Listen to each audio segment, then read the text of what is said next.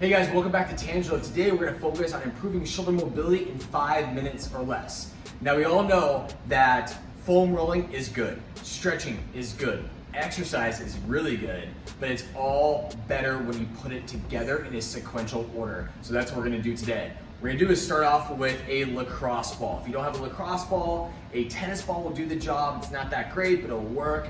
Sticking like a wiffle ball, like in a sock, to make sure it's not slippery on the wall. Whatever you have available is the best tool to use, okay? So we're gonna take the lacrosse ball and we're gonna work on the pec. When we work on the pec, we have to be very specific where we put the ball.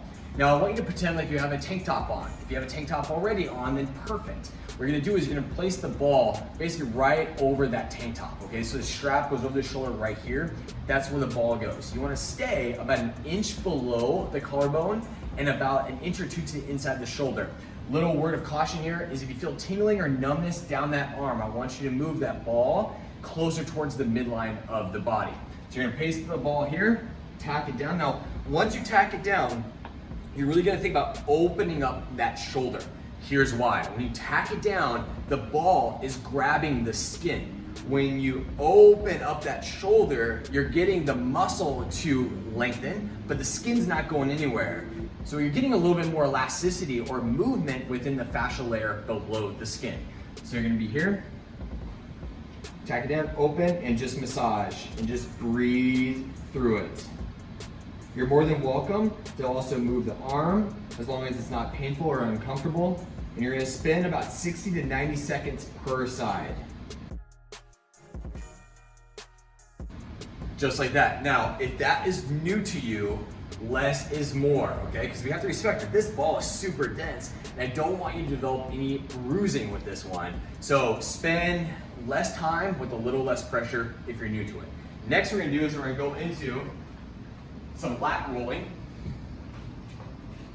When we show the lats some love, we're gonna use a foam roller. Again, like the lacrosse ball, the tool that you have available is the best tool to use, okay? It does not have to be a fancy trigger point roller like this. You're gonna be here, you're gonna lay on your side. You're gonna have the foam roller starting above, behind the armpit. That's key. Don't roll into the armpit here.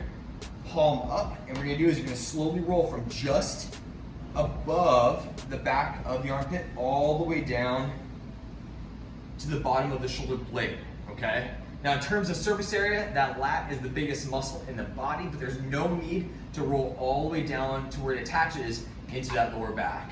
Just really focus on the back of the armpit, find a spot, breathe into it.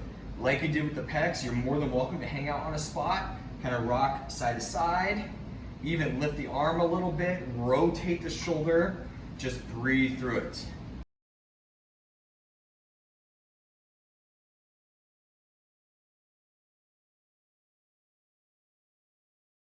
Again, spending about 60 to 90 seconds per side.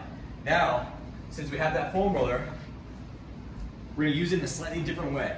We're gonna do what's called sideline windmills. You're gonna lay on your side here. You're gonna use a pillow, couch pillow, bed pillow, or even your arm to support the head. Here. You're gonna bring the knee up above the belly button. That is key. Above the belly button to shorten down those hip flexors to protect the lower back. We're gonna touch ends of fingertips together, and you're gonna open up. When you're here, you're gonna take 5 full breaths. Not moving through the hip. Keep that foam roller still. Breathe into the chest.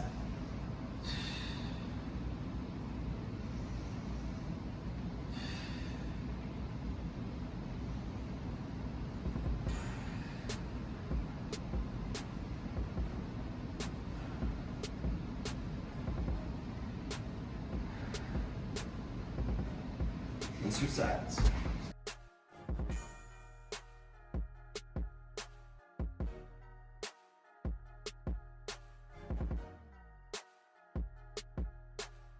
Good, just like that. Now, that's the only time that I'll ever recommend breathing into the chest, FYI. But with that one, when you get into a stretch, you're breathing into that stretch to accentuate it, to allow those muscles to release a little bit more with each exhale, okay?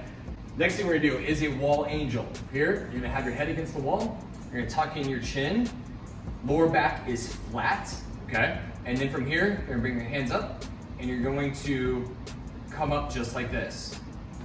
Now, you can play with the angles. You can go out like this, you can go straight up, whatever you prefer. Just make sure that that chin stays tucked and the lower back stays flat. Do 10 of those.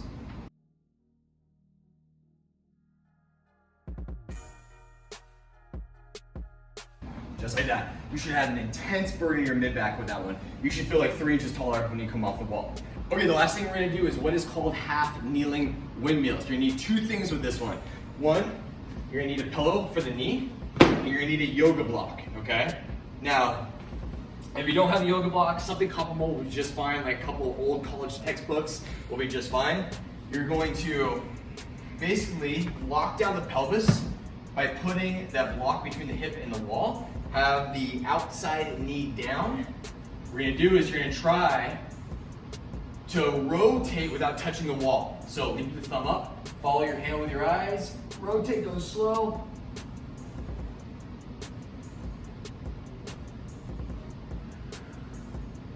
And repeat, we'll do 5 each side.